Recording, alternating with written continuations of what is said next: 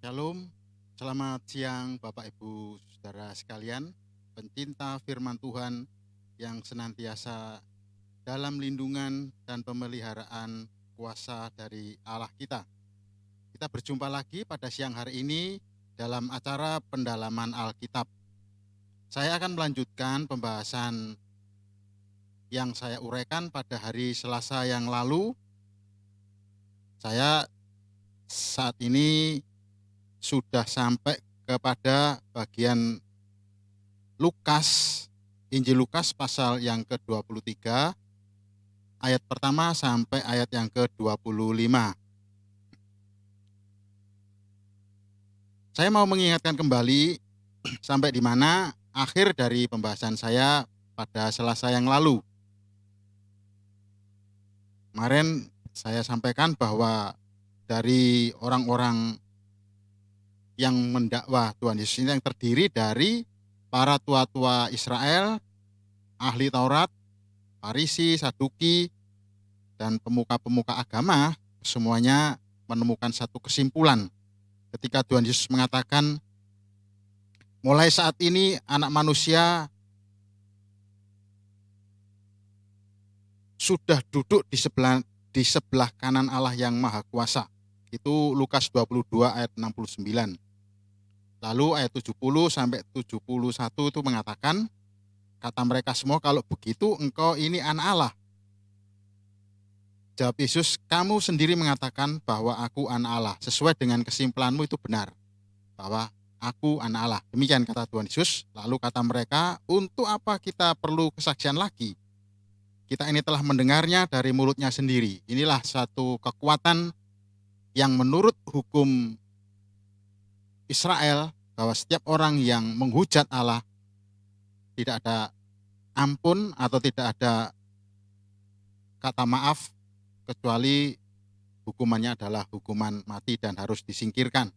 Karena dianggap orang yang demikian ini merendahkan derajat Allah yang sangat diagungkan oleh bangsa Israel. Nah, kita melihat bahwa keuntungan yang diperoleh oleh tokoh-tokoh Israel ini sepertinya memperoleh satu keuntungan, tetapi keuntungan itu justru merugikan dia. Kenapa saya katakan demikian? Karena keuntungan itu justru menimbulkan penolakan, benar-benar satu penolakan bagi Tuhan Yesus, dan pernyataan Tuhan Yesus sebagai Mesias, sebagai Raja, justru dianggap sebagai guyonan, sebagai lelucon, sebagai satu kata yang sia-sia. Nah, inilah yang menjadi akhir dari pembahasan Selasa yang lalu. Saat ini marilah kita sama-sama melanjutkan di dalam Injil Lukas pasal 23 ayat 1 sampai dengan yang ke-25. Mari kita sama-sama masuk di dalam doa. Bapa di dalam surga, segala puji, hormat, syukur kami naikkan ke hadirat-Mu ya Tuhan, jikalau pada siang hari ini kami masih diberi kesempatan untuk memperhatikan, untuk melihat kembali firman-Mu, di mana kami boleh belajar untuk memahaminya lebih dalam lagi, sesuai dengan tingkat pengertian kami. Tentunya Tuhan akan memberikan satu pertumbuhan.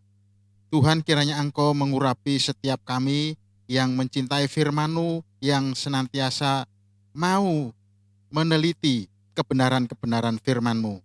Karena kami tahu bahwa setiap firman yang Kau ucapkan tidak boleh ditafsirkan oleh orang secara sembarangan.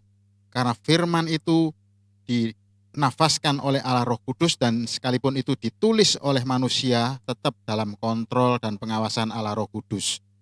Biar Allah Roh Kudus saat ini juga mengontrol setiap kami ya Tuhan dalam pembahasan ini, terutama yang menyampaikan, supaya kebenaran dari firman Tuhan yang kami bahas pada siang hari ini tidak lari kemana-mana, tetapi justru mencerahkan setiap kami. Kami menyerahkan pendalaman Alkitab pada siang hari ini, dari awal sampai selesainya di dalam nama Tuhan kita, Tuhan saya, Tuhan orang-orang yang menjadi umat tebusannya, yaitu Yesus Kristus. Haleluya. Amin. Saya akan membacakan dari perikop saja, supaya tidak terlalu panjang waktunya yang kita buang ya, Bapak Ibu Saudara sekalian. Injil Lukas pasal 23, kita akan sama-sama membaca perikop dari ayat 1 sampai ayat yang ke-7.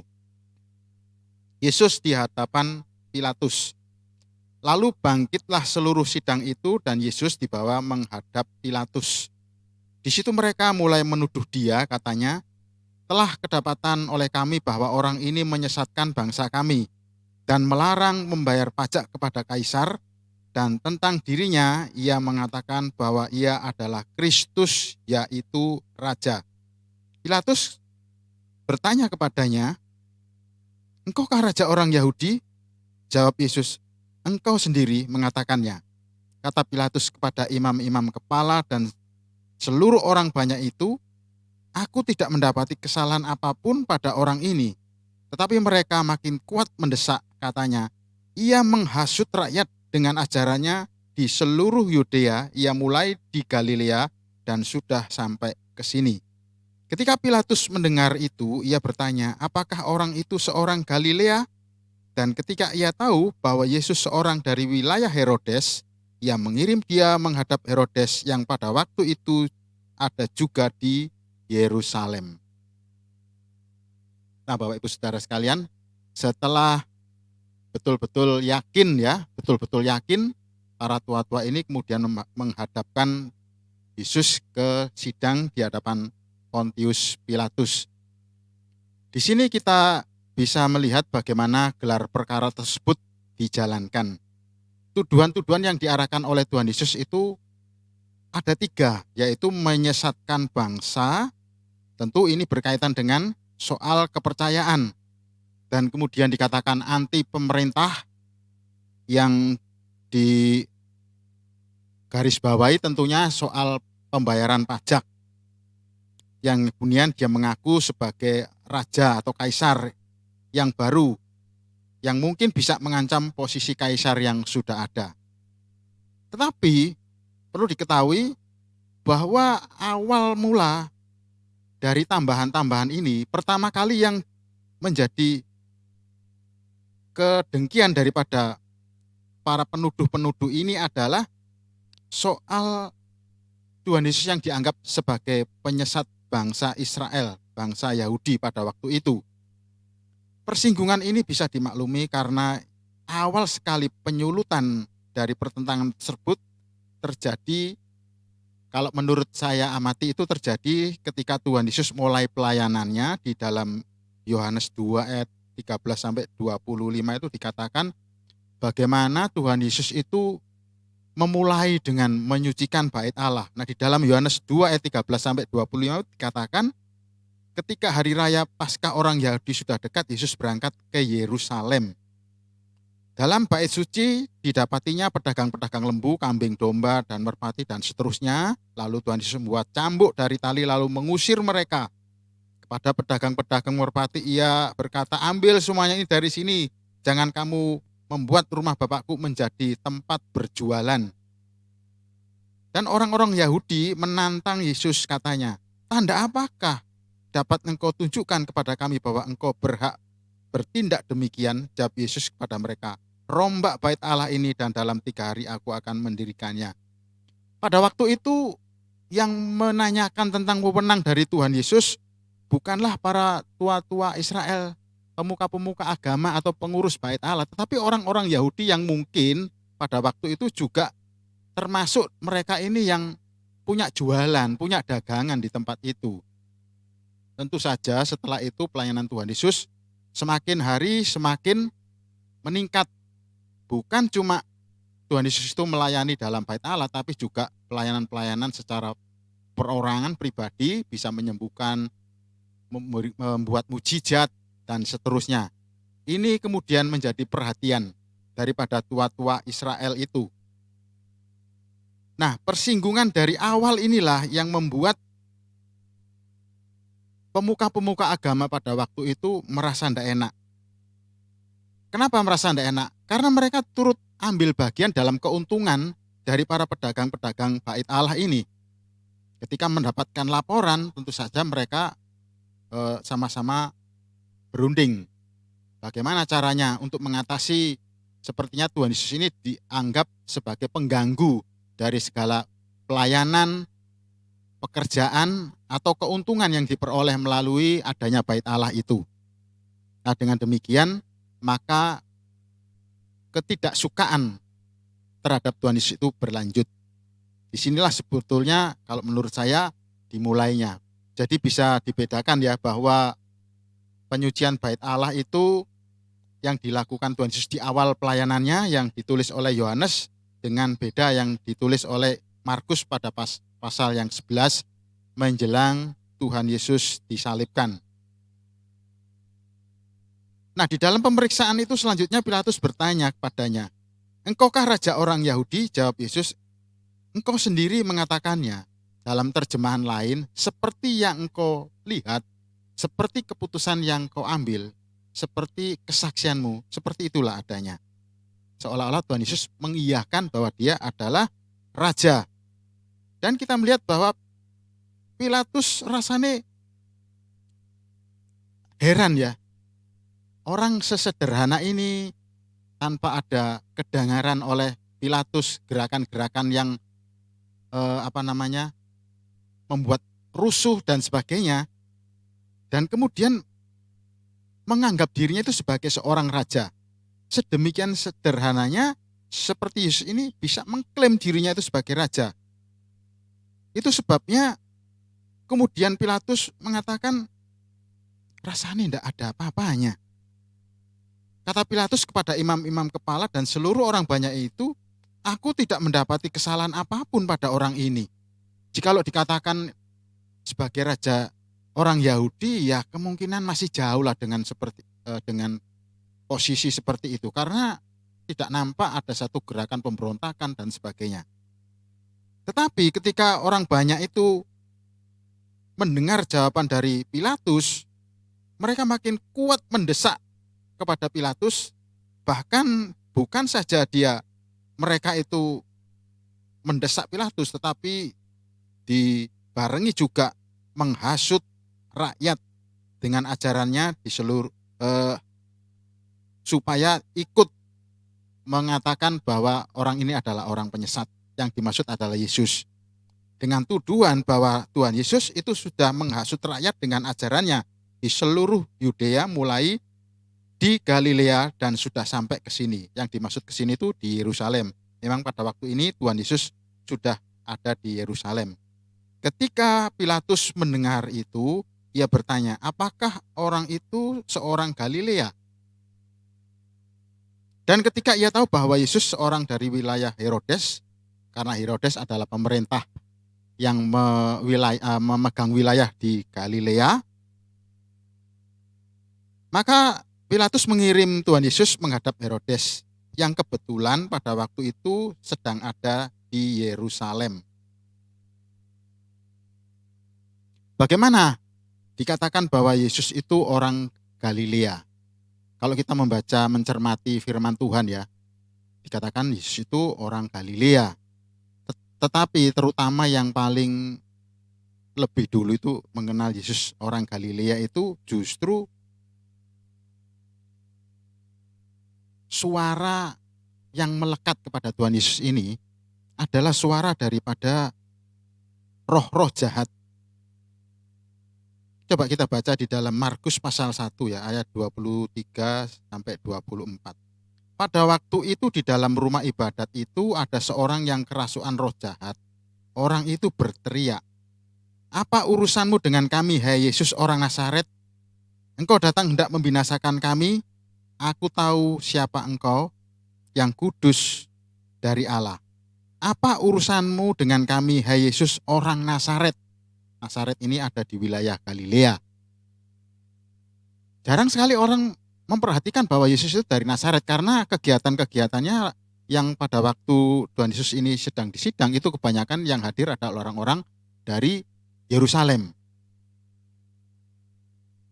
Nah, orang-orang menjadi tahu dengan pelayanan daripada Tuhan Yesus ini melalui roh jahat.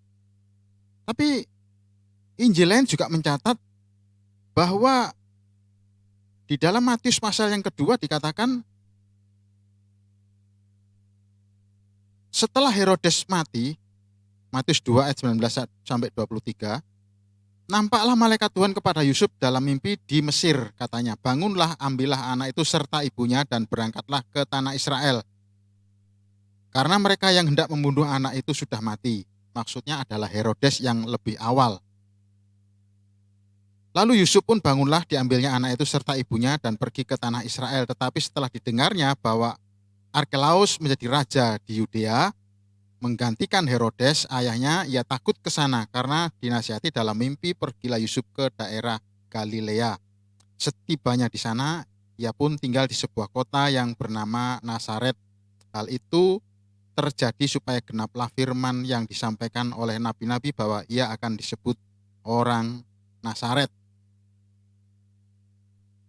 Tadi dari roh-roh jahat yang mengatakan Yesus Nazaret, kemudian Matius mengatakan bahwa sepulangnya dari Mesir, dia kembali ke daerahnya sendiri, Galilea, yaitu Nazaret. Tetapi Injil Lukas justru memberikan kisah lebih awal. Dalam Lukas pasal 1 ayat 26, dalam bulan yang ke-6 Allah menyuruh malaikat Gabriel pergi ke sebuah kota di Galilea bernama Nazaret. Nah, inilah Yesus disebut sebagai orang Nazaret, orang Galilea. Asal mulanya bisa beragam seperti itu. Masing-masing Injil memberikan penjelasan atau memberikan informasi bahwa sebutan Yesus orang Galilea, orang Nazaret itu secara berbeda-beda. Nah, inilah yang menjadi satu kesempatan bagi Pilatus sebetulnya untuk mengembalikan. Karena Pilatus sendiri rupanya kesulitan untuk mendapatkan informasi sesuai dengan tuduhan-tuduhan yang dituduhkan kepada Tuhan Yesus. Dan ternyata tidak terdapat kesalahan apapun yang didapat pada diri Tuhan Yesus Kristus. Nah, kita lihat di pembahasan selanjutnya, yaitu dari ayat 8 sampai yang ke-12. Dengan perikop Yesus di hadapan Herodes. Ketika Herodes melihat Yesus, ia sangat girang. Sebab sudah lama ia ingin melihatnya karena ia sering mendengar tentang dia. Lagi pula ia mengharapkan melihat bagaimana Yesus mengadakan suatu tanda. Ia mengajukan banyak pertanyaan kepada Yesus, tetapi Yesus tidak memberi jawaban apapun. Sementara itu imam-imam kepala dan ahli-ahli Taurat maju ke depan dan melontarkan tuduhan-tuduhan yang berat terhadap dia. Maka mulailah Herodes dan pasukannya menista, mengolok-olokkan dia. Ia mengenakan jubah kebesaran kepadanya, lalu mengirim dia kembali kepada Pilatus. Dan pada hari itu juga bersahabatlah Herodes dan Pilatus. Sebelum itu mereka bermusuhan. Kelihatannya cerita ini melompat-lompat, Bapak Ibu Saudara ya. Kalau diperhatikan tidak secara rinci begitu ya. Tetapi jikalau Yohanes itu menceritakan secara detail. Inilah Herodes yang memenggal kepala Yohanes Pembaptis. Memang Herodes yang ini bukan Herodes yang membantai 2000 sekitar ya. Anak-anak di Bethlehem pada waktu itu, bukan yang itu. Tetapi ini adalah Herodes yang memenggal kepala Yohanes Pembaptis. Namun kita lihat bahwa Tuhan Yesus tidak takut terhadap Herodes, sehingga Tuhan Yesus pun tidak bersedia menjawab pertanyaan yang dirasa tidak perlu. Karena bagi Herodes, seluruh peristiwa yang pernah didengarkan itu dianggap sebagai satu tontonan saja. Tidak ada pesan-pesan secara spiritual. Itu hanya memberikan satu hiburan secara akali saja. Itu sebabnya Tuhan Yesus merasa, wah ini tidak perlu dijawab. Lalu kita lihat bagaimana ayat 9 mengatakan Herodes mengajukan banyak pertanyaan kepada Yesus, tapi Yesus tidak memberi jawaban apapun. Kalau kita perhatikan ayat ini tidak berdiri sendiri. Ayat ini di kemudian hari menjadi suatu bukti bahwa ayat ini menggenapi satu nubuatan. Di dalam kisah para rasul pasal 8, kisah para rasul pasal 8 ayat 32, Nas yang dibacanya itu berbunyi seperti berikut. Seperti seekor domba, ia dibawa ke pembantaian, dan seperti anak domba, ia keluh di depan orang yang menggunting bulunya. Demikianlah ia tidak membuka mulutnya. Kalimat ini di dalam Kisah Para Rasul diceritakan bahwa ada sida-sida dari Ethiopia yang sedang membaca gulungan kitab dari Nabi Yesaya. Kalau Bapak Ibu mau membacanya, itu terdapat di dalam Yesaya pasal 53. Kalau kita baca ya, sama-sama. Siapakah yang percaya kepada berita yang kami dengar, dan kepada siapakah tangan kekuasaan Tuhan dinyatakan? Sebagai taruk ia tumbuh di hadapan Tuhan, dan sebagai tunas dari tanah kering ia tidak tampan, dan semaraknya pun tidak ada sehingga kita memandang dia, dan rupa pun tidak sehingga kita menginginkannya. Ia dihina dan dihindari orang, seorang yang penuh kesengsaraan dan yang biasa menderita kesakitan. Ia sangat dihina sehingga orang menutup mukanya terhadap dia, dan bagi kita pun dia tidak masuk hitungan. Tetapi sesungguhnya penyakit kitalah yang ditanggungnya, dan kesengsaraan kita yang dipikulnya. Padahal kita mengira dia kena tulah, dipukul dan ditindas Allah. Tapi ia tertikam oleh karena pemberontakan kita, ia diremukkan oleh karena kejahatan kita. Ganjaran yang mendatangkan keselamatan bagi kita ditimpakan kepadanya. Oleh bilur-bilurnya kita menjadi sembuh. Kita sekalian sesat seperti domba, masing-masing kita mengambil jalannya sendiri, tetapi Tuhan menimpakan kepadanya kejahatan kita sekalian. Ia dianiaya, tapi dia membiarkan dirinya ditindas. Ia tidak membuka mulutnya seperti anak domba yang dibawa ke pembantaian, seperti induk domba yang keluh di depan orang-orang yang menggunting bulunya. Kira-kira seperti itulah keadaan Tuhan Yesus yang tidak membuka mulutnya untuk menjawab pertanyaan-pertanyaan dari Herodes. Karena tentu saja seperti tadi, Herodes tidak menganggap ini sebagai satu pesan spiritual, tetapi hanya sebagai tontonan-tontonan yang mungkin seperti sulapan atau sihir-sihir yang bisa membuat kagum sejenak, dan setelah itu sudah tidak ada pesan apa-apa. Ayat yang ke-10, sementara itu imam-imam kepala dan ahli-ahli Taurat maju ke depan dan melontarkan tuduhan-tuduhan yang berat terhadap dia. Kalau tadi mungkin dianggap Lukas tidak berat, sekarang ini lebih berat. Setelah Tuhan Yesus tidak memberikan jawaban apa terhadap pertanyaan-pertanyaan atau permintaan-permintaan dari Herodes, untuk menyulut supaya Herodes itu semakin marah gitu ya, semakin naik hitam, maka majulah ahli-ahli Taurat ke depan dan melontarkan tuduhan-tuduhan yang lebih berat. Kita lihat di sini bahwa tuduhan-tuduhan berat itu sebetulnya bukan cuma sekedar supaya Herodes marah, tetapi misi daripada tokoh-tokoh Israel yang tidak menyukai Kristus sebagai raja itu adalah supaya Kristus itu segera dijatuhi hukuman mati. Mereka membawa misi imam besar Kayafas. Kita perhatikan ya, kalau beberapa waktu yang lalu pernah dibahas, yaitu mengenai Injil Yohanes. Saya akan mengingatkan kembali, Yohanes pasal 11 ayat 47 sampai 51. Saya bacakan demikian. Lalu imam-imam kepala dan orang-orang Farisi memanggil mahkamah agama untuk berkumpul, dan mereka berkata, apakah yang harus kita buat? Sebab orang itu, Yesus maksudnya, membuat banyak mujizat.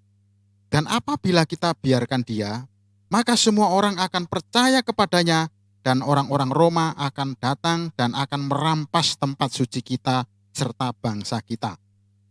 Tetapi seorang di antara mereka, yaitu Kayafas, imam besar pada tahun itu, berkata kepada mereka, kamu tidak tahu apa-apa, dan kamu tidak insaf bahwa lebih berguna bagimu jika satu orang mati untuk bangsa kita daripada seluruh bangsa kita ini binasa.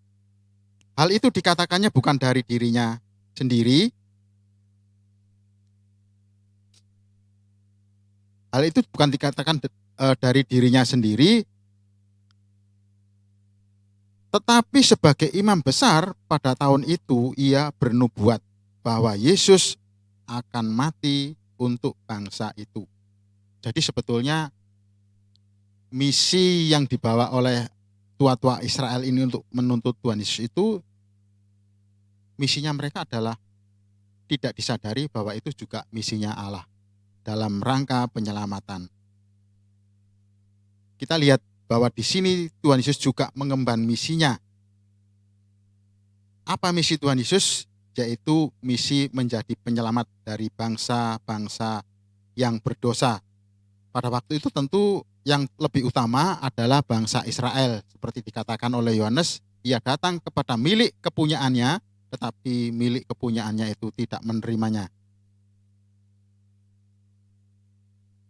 Kita juga melihat bahwa Tuhan Yesus mengemban misi, yaitu menggantikan atau mencopot jabatan imam besar dengan dirinya sendiri sebagai imam agung yang mempersembahkan kurban, yaitu dirinya sendiri. Kita tahu dari pembelajaran yang lalu bahwa orang-orang tokoh-tokoh Israel ini sebetulnya bukan pemilik kebun anggur. Mereka hanyalah penggarap-penggarap. Jadi bagaimana Tuhan Yesus itu mau menggantikan penggarap-penggarap ini. Sebab sebagai satu persembahan yang kudus, itu harus ada seorang imam yang betul-betul dikuasai oleh satu anugerah kuasa dari Allah. Ini bukan suatu rekaan, bukan suatu kebetulan. Tetapi perkataan ini betul-betul dicatat oleh surat Ibrani 9 ayat 11 tertulis demikian. Tetapi Kristus telah datang sebagai imam besar untuk hal-hal yang baik yang akan datang. Ia telah melintasi kemah yang lebih besar dan yang lebih sempurna, yang bukan dibuat oleh tangan manusia, artinya yang tidak termasuk ciptaan ini. Ibrani 9 ayat 22, dan hampir segala sesuatu disucikan menurut hukum Taurat dengan darah, dan tanpa penumpahan darah tidak ada pengampunan. 9 ayat 24 dari Ibrani, sebab Kristus bukan masuk ke dalam tempat kudus buatan tangan manusia yang hanya merupakan gambaran saja dari yang sebenarnya, tetapi ke dalam sorga sendiri untuk menghadap hadirat Allah untuk kepentingan kita. Inilah misi yang dibawa oleh Tuhan Yesus sebagai domba Allah, juga sebagai imam yang mempersembahkan domba Allah itu sendiri. Kita sulit membayangkan, kita sulit mengimajinasikan. Tetapi kalau kita membaca dari surat Ibrani pasal 9 tadi secara utuh, kita akan melihat gambaran bagaimana yang dilakukan oleh Tuhan Yesus itu betul-betul dia sebagai seorang imam yang menggantikan imam besar pada waktu itu, karena imam besar pada waktu itu tidak secara sempurna memberikan satu persembahan pengampunan kepada orang yang berdosa. Dikatakan tadi bahwa segala peralatan, ya, di dalam segala peralatan itu hampir segala sesuatu disucikan menurut hukum Taurat dengan darah. Kalau kita analogikan, bukan saja para tua-tua Israel, pengurus bait Allah dan seterusnya itu, mereka bukan cuma sekedar penggarap, mereka juga sebagai perangkat, alat-alat dari Allah. Mereka juga harus disucikan. Sebab tanpa disucikan oleh darah, mereka tidak akan bisa dinyatakan layak untuk menerima jabatan itu. Kita mengenang kembali ya bagaimana anak-anak Imam Harun pada waktu mulai pelayanannya dia diperciki oleh darah. Demikian juga kita yang saat ini menjadi pelayan-pelayan Tuhan, kita juga harus punya misi di dalam melayani pekerjaan Tuhan dan sebagai orang-orang yang menjadi pengikutnya. Kita jangan cuma bisa bangga sebagai perkakas-perkakas Allah saja. Memang kita perlu untuk membekali diri kita. Belajar musik misalnya untuk pelayanan musik, belajar Alkitab, sekolah Alkitab, belajar teologi supaya kita bisa lebih mengerti kebenaran-kebenaran firman Tuhan. Tetapi jangan lupa, tanpa anugerah dari percikan darah kudus, kita tidak akan berfungsi sebagai alatnya. kesombongan kita justru akan menjauhkan kita dari Tuhan. Kita harus ingat hal ini, bahwa apapun yang kita lakukan, kita harus rendah diri, merendah hati, mengembalikan segala hormat kemuliaan itu kepada Tuhan. Nah, disinilah perbedaan misi dalam peristiwa yang sama. Ayat 11, maka mulailah Herodes dan pasukannya menista dan mengolok-olok Tuhan Yesus. Ia mengenakan jubah kebesaran kepadanya, lalu mengirim dia kembali kepada Pilatus. Kita lihat di sini, merasa dirinya tidak digubris, maka Herodes melampiaskan kekesalan hatinya. Dengan cara bagaimana? Dengan cara merendahkan derajat orang lain. Mungkin dengan cara-cara seperti inilah kebiasaan dari orang-orang yang menganggap lebih tinggi derajatnya. Apabila tidak dihiraukan keinginannya dan sebagainya, maka kerendahan itu biasanya jarang muncul. Yang ada adalah membalas dengan lebih merendahkan orang yang menganggap dirinya lebih rendah. Di sini Yesus diperlakukan semau-maunya sendiri supaya nampak perendahan itu. Yesus dianggap bukan siapa-siapa. Ia dihina, bahkan dipermainkan, dipermalukan, dijadikan tontonan. Bukan cuma sekedar Herodes, orang-orang di bawahnya, pasukan-pasukan yang ada di bawahnya. Mungkin yang paling pangkatnya itu paling rendah itu bisa melakukan tindakan-tindakan, entah itu memukul, entah itu meludahi dan sebagainya. Di dalam Injil Yohanes itu lebih terperinci. Di dalam Lukas ini disingkat-singkat, mungkin peristiwa-peristiwanya saja yang dicatat. Kita lanjut pada ayat yang ke-12. Dikatakan di sana, dan pada hari itu juga bersahabatlah Herodes dan Pilatus. Sebelum itu mereka bermusuhan. Hanya Lukas yang menceritakan cerita ini. Barangkali Lukas mendapat informasi ini dari Menahem. Bukan Pak Menahem, gereja kita ya.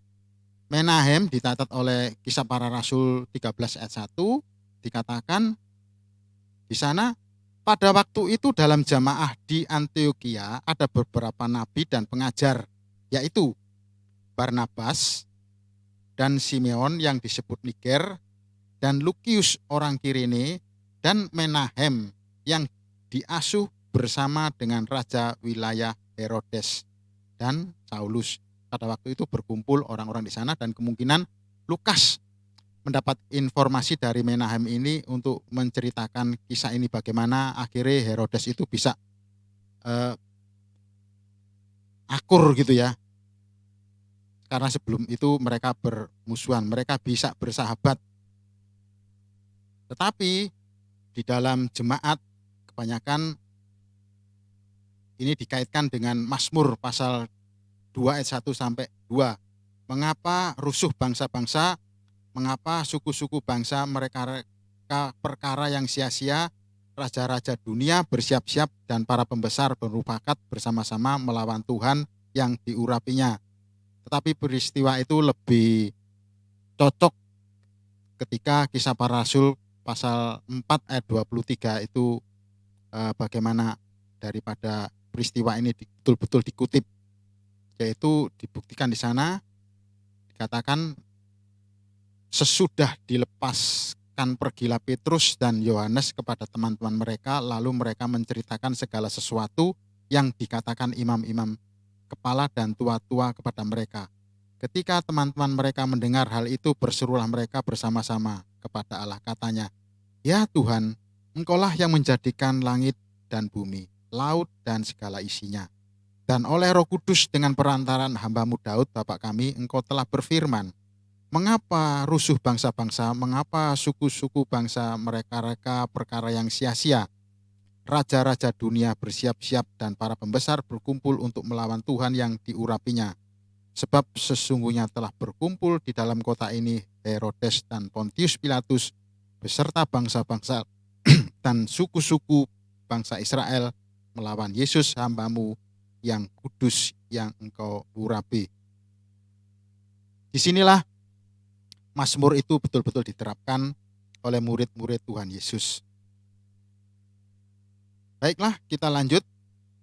Waktu berjalan terus. Kita sampai kepada perikop yang ketiga. Bagian saya sampai di perikop yang ketiga ini. Kita akan baca dari ayat 13 sampai yang ke-25 dengan perikop atau LAI memberikan judul Yesus kembali di hadapan Pilatus. Lalu Pilatus mengumpulkan imam-imam kepala dan pemimpin-pemimpin serta rakyat dan berkata kepada mereka, "Kamu telah membawa orang ini kepadaku sebagai seorang yang menyesatkan rakyat. Kamu lihat sendiri bahwa aku telah memeriksanya, dan dari kesalahan-kesalahan yang kamu tuduhkan kepadanya, tidak ada yang kudapati padanya. Dan Herodes juga tidak, sebab ia mengirim dia kembali kepada kami. Sesungguhnya tidak ada sesuatu apapun yang dilakukannya yang setimpal dengan hukuman mati. Jadi aku akan menghajar Tuhan Yesus, lalu melepaskannya." Ayat 17, sebab ia wajib melepaskan seorang bagi mereka pada hari raya. Ini satu kebiasaan mungkin ya. Tetapi mereka berteriak bersama-sama, "Nyahkanlah dia, lepaskanlah Barabas bagi kami." Barabas ini dimasukkan ke dalam penjara berhubung dengan suatu pemberontakan yang telah terjadi di dalam kota dan karena pembunuhan. Sekali lagi Pilatus berbicara dengan suara keras kepada mereka karena ia ingin melepaskan Yesus, tetapi mereka berteriak membalasnya. Katanya, salibkan dia, kata Pilatus untuk ketiga kalinya kepada mereka. Kejahatan apa yang sebenarnya telah dilakukan orang ini? Tidak ada satu kesalahan pun yang kudapati padanya, yang setimpal dengan hukuman mati. Jadi, aku akan menghajar dia, lalu melepaskannya.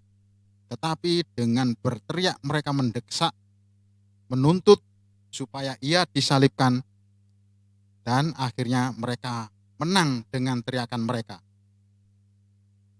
Lalu Pilatus memutuskan supaya tuntutan mereka dikabulkan, dan ia melepaskan orang yang dimasukkan ke dalam penjara karena pemberontakan dan pembunuhan itu sesuai dengan tuntutan mereka, tetapi Yesus diserahkannya kepada mereka untuk diperlakukan semau-maunya. Baiklah, kita akan sedikit mempelajari dari perikop ini. Kita melihat ini semacam, kalau diistilahkan di negara kita itu PK ya, peninjauan kembali perkara. Diperiksa lagi setelah datang dari Herodes, dan Herodes tidak memberikan catatan tentang kesalahan apa dan apakah layak untuk mendapatkan satu hukuman. Ternyata tidak. Kita perhatikan bahwa di sini ketidakadilan dalam pengadilan dunia ternyata bisa dipakai Tuhan untuk menggenapi rencana-rencananya. Pilatus dan Herodes adalah orang yang mempunyai wewenang mutlak untuk mengadili Yesus. Itulah sebabnya para imam kepala ahli Taurat dan tua-tua membawa Yesus kepada mereka untuk diadili. Tuduhan-tuduhan palsu dan berat ditimpakan kepada Yesus. Meskipun demikian, Pilatus tetap tidak dapat menemukan kesalahan apapun di dalam diri Yesus. Segala tuduhan yang dilemparkan kepada Yesus itu merupakan bukti yang otentik. Namun demikian Pilatus tidak membebaskan, malah mengirimnya ke Herodes. Herodes pun tidak menemukan kesalahan. Sekali lagi ia tidak membebaskan Yesus, malah mengirim balik ke Pilatus. Sebetulnya kedua penguasa ini sangat identik. Sama-sama berkuasa mengadili, sama-sama berkuasa membebaskan atau menghukum terdakwa. Sama-sama tidak mendapati kesalahan Yesus, namun aneh, mereka juga sama-sama tidak membebaskannya. Inilah ketidakadilan itu. Yesus tidak mendapatkan kebebasan yang menjadi haknya, karena para penguasa tidak menjalankan apa yang menjadi kewajibannya.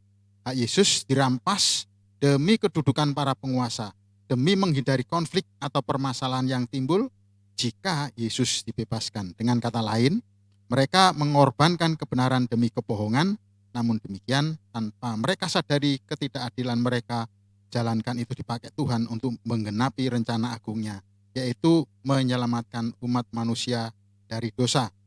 Kita melihat di sini bahwa begitu sulitnya rasanya ya untuk melepaskan, sekalipun Herodes dan Pilatus itu memiliki kekuasaan. Bagi seorang terhukum atau seorang yang bertindak salah,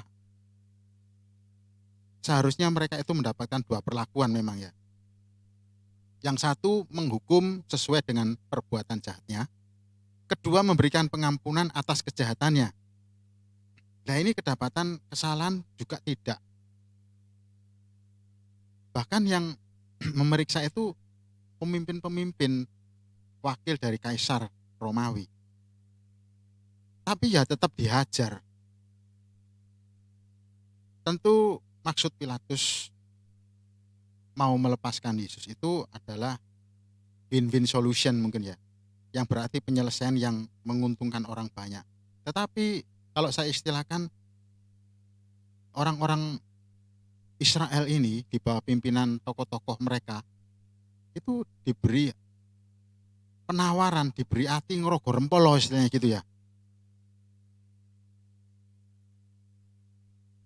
Pilatus menawarkan aku akan menghajar dia lalu melepaskan dia. Tujuannya mungkin setelah diajar Yesus ini akan kapok. Tidak akan lagi bertindak seperti awalnya. Mungkin pikirannya seperti itu. Dan kamu akan puas. Dan aku juga akan puas kalau aku bisa melepaskan dia. Tetapi ini justru tidak diterima oleh orang banyak itu. Karena mereka itu sudah tujuannya bagaimana bisa mengenyahkan Tuhan Yesus sendiri. Mereka malah berteriak-teriak bersama-sama.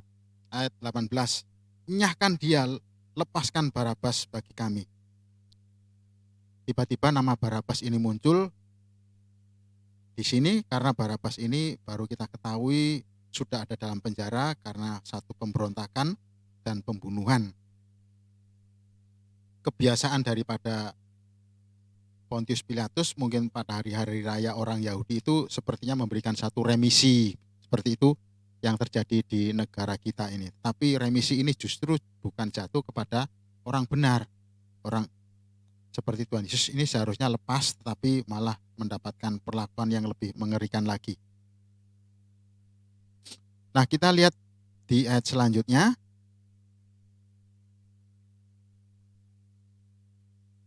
Lalu Pilatus memutuskan supaya tuntutan mereka dikabulkan dan ia melepaskan orang yang dimasukkan ke dalam penjara karena pemberontakan dan pembunuhan itu sesuai dengan tuntutan mereka. Tetapi Yesus diserahkan kepada mereka untuk diperlakukan semau-maunya. Ya inilah kenyataan, inilah satu realita dari peristiwa ketika Tuhan Yesus itu mengalami sengsara. Tapi yang menjadi kekuatan bagi kita adalah Tuhan Yesus itu menghadapinya dengan penuh ketegaran, dengan penuh keberanian. Seolah-olah ketika Pilatus itu mendengar orang banyak itu seolah-olah itu satu kebenaran. Ada satu istilah ya yang mengatakan suara orang banyak itu suara Tuhan. Ada satu kalimat yang berbunyi seperti ini, Vox Populi, Vox Dei. Istilah ini muncul sejak revolusi Perancis. Vox Populi, Vox Dei itu sendiri konon tercatat dipergunakan pertama kali di penghujung abad ke-8. Dan salah satunya oleh Alcuin dalam suratnya kepada Maharaja Karlemang.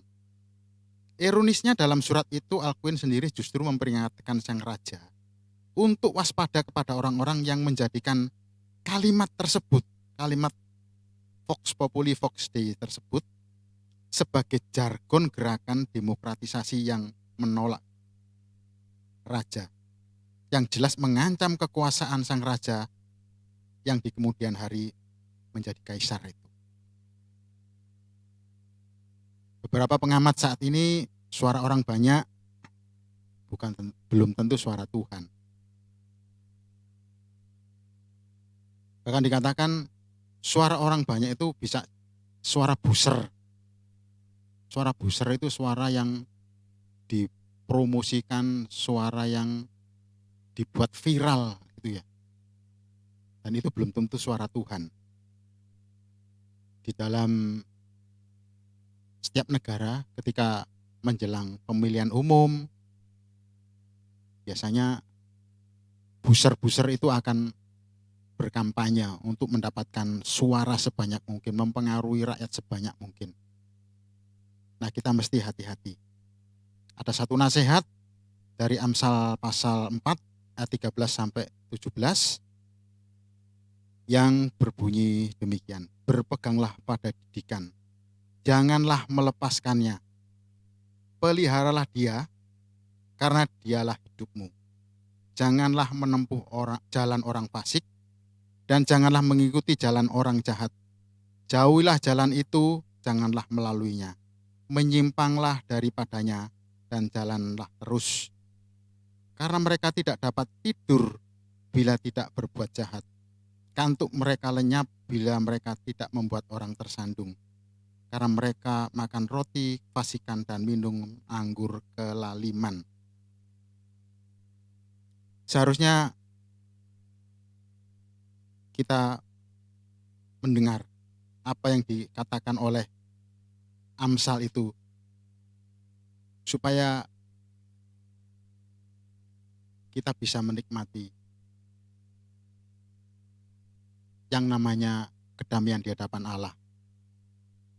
Karena orang-orang ini dikatakan orang-orang yang seperti Yesaya katakan di ayat pasal 5 ayat 20. Celakalah mereka yang menyebut kejahatan itu baik dan kebaikan itu jahat, yang mengubah kegelapan menjadi terang dan terang menjadi kegelapan, yang mengubah pahit menjadi manis dan manis menjadi pahit. Celakalah mereka yang memandang dirinya bijaksana, yang menganggap dirinya pintar. Kejahatan-kejahatan yang mengundang murka Allah itu jelas-jelas adalah kelakuan sosial yang memutarbalikkan standar Allah. Hati-hati dengan suara orang banyak. Jangan sekedar kita melihat banyaknya suara, tetapi apakah itu satu kebenaran atau bukan. Dosa-dosa yang dicela oleh Allah ini sampai saat ini masih dianggap biasa dan lazim dilakukan oleh banyak orang. Dan orang-orang yang bertindak adil dan benar pada dasarnya adalah orang-orang yang takut akan Allah dan tunduk pada standar Allah.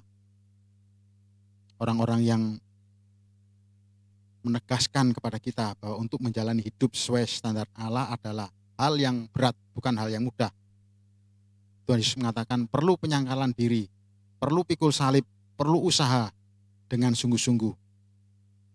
Justru itulah satu-satunya jalan yang membuat kita bisa tidur nyenyak dalam damai sejahtera Tuhan. Bapak Ibu Saudara sekalian, kalau kita melihat ya, cerita tentang atau kisah tentang bagaimana Tuhan Yesus itu diadili sampai kepada pembahasan nanti Selasa depan itu, Tuhan Yesus itu akhirnya disalib. Ada orang-orang yang rasanya itu berkata itu negatif tentang peristiwa ini. Ada yang mengatakan gini, Tuhan Yesus itu sebetulnya tidak kepingin disalib, cuma karena orang-orang Yahudi aja yang tidak suka sama dia, lalu dia disalib. Lalu orang Kristen itu mengagung-agungkan dia jadi Tuhan.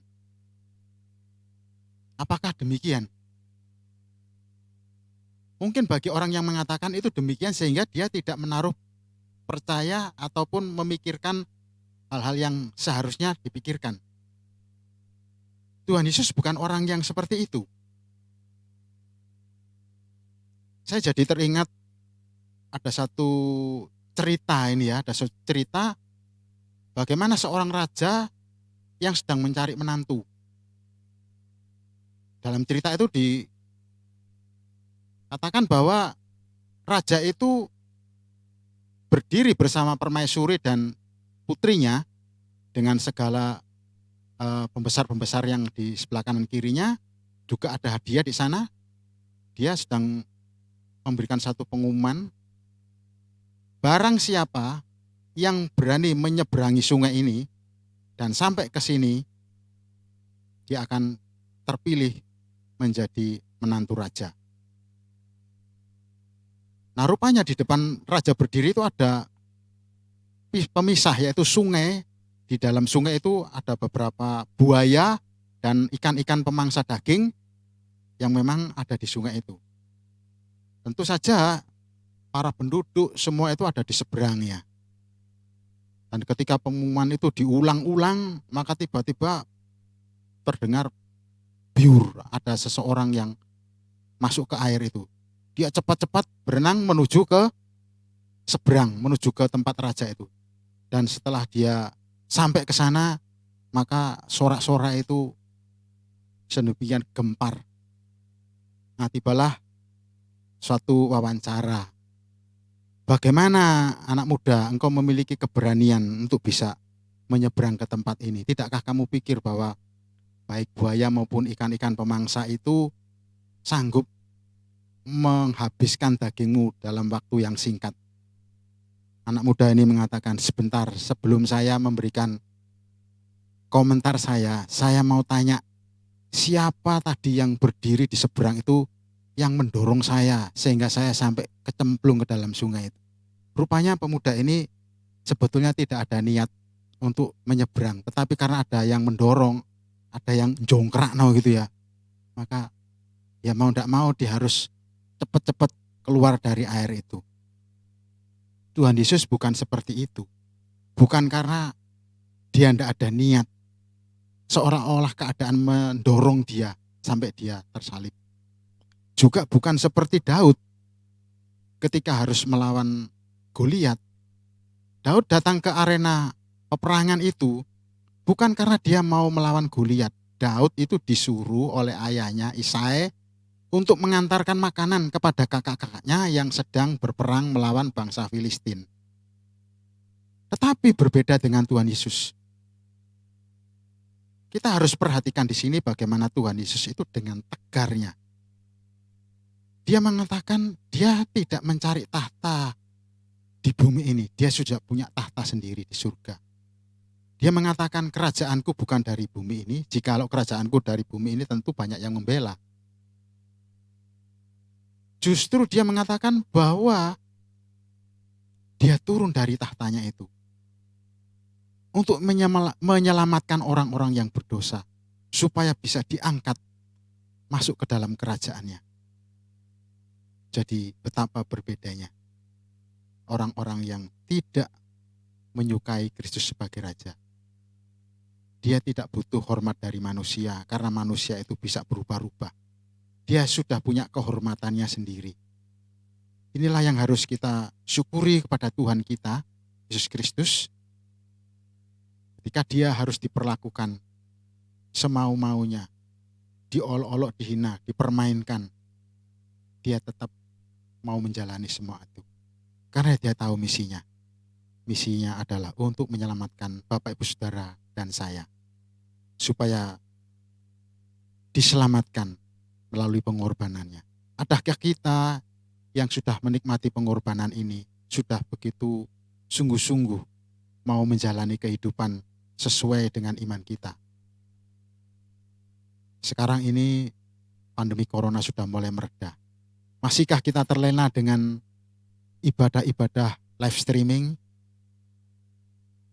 yang kita suka nikmati di dalam rumah kita masing-masing? Tidakkah kita kepingin untuk hadir di rumah Tuhan? Saya khawatir lama-lama kita justru lebih suka tinggal di rumah dengan beribadah daripada pergi ke rumah Tuhan. Jangan Bapak Ibu Saudara. Kita harus mengutamakan rumah Tuhan. Kita harus memenuhi rumah Tuhan, memenuhi bait-Nya. Kita harus memenuhi bait-Nya itu dengan puji-pujian yang semarak, dengan penyembahan yang sungguh-sungguh. Meskipun Tuhan sanggup hadir di rumah Bapak Ibu sekalian, tapi hadirlah di rumah Tuhan. Nah Bapak Ibu Saudara, sampai di sini pembahasan bagian saya dari Injil Lukas pasal 23 ayat 1 sampai 25 ayat. Yang lebih seru lagi nanti sore 5:30. Pasal dan ayat yang sama akan dibahas oleh Bapak Penatua Insinyur Lindra Haryanto. Saya tentu menyampaikan sesuai dengan keterbatasan perbendaraan pengetahuan yang saya dapat. Kalau beliaunya, Pak Lindra, ini kaya sekali. Dia bukan cuma baca, dia hadir, Bapak Ibu Saudara. Hadir di lokasi yang bersejarah di tanah Israel. Beliau bisa menyaksikan sendiri bagaimana prasasti-prasasti itu menyatakan kenyataan peristiwa-peristiwa yang ada di dalam Alkitab. Jangan lupa Bapak Ibu Saudara, jangan sampai terlambat 5:30 nanti sore. Tuhan Yesus memberkati Bapak Ibu Saudara sekalian.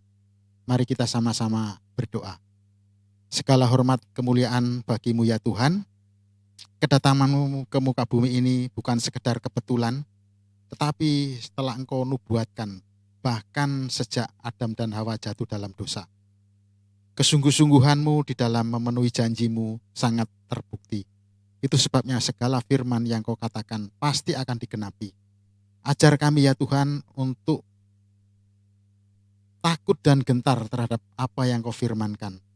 Sekaligus kami ini bisa bangga dan bersyukur memiliki Allah seperti Engkau.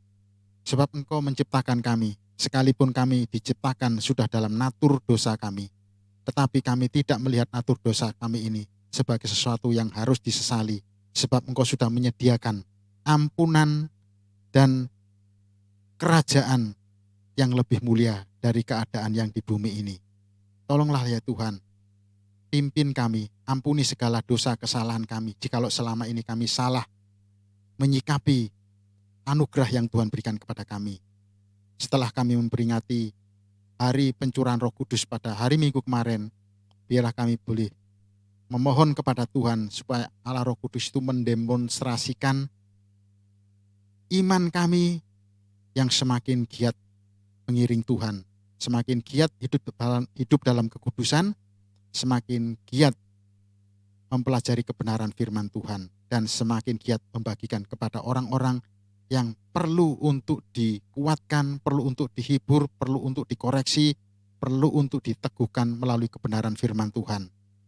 Tanpa firman-Mu, tanpa panduan dari Roh Kudus-Mu, kami bukan apa-apa. Sekalipun kami memiliki kemampuan seperti perkakas-perkakas bait Allah yang dilapisi oleh berbagai macam emas, perak, berlian, jikalau tidak ada percikan darah, maka tidak akan layak untuk dipakai bagi pekerjaan Allah. Demikian juga ya Tuhan, setiap kami, segala kemampuan kami serahkan kepada Tuhan, biarlah Allah Roh Kudus yang akan menyempurnakan semuanya itu. Di dalam Kristus Yesus kami berdoa dan mengucap syukur dan mengakhiri uraian pada siang hari ini. Haleluya.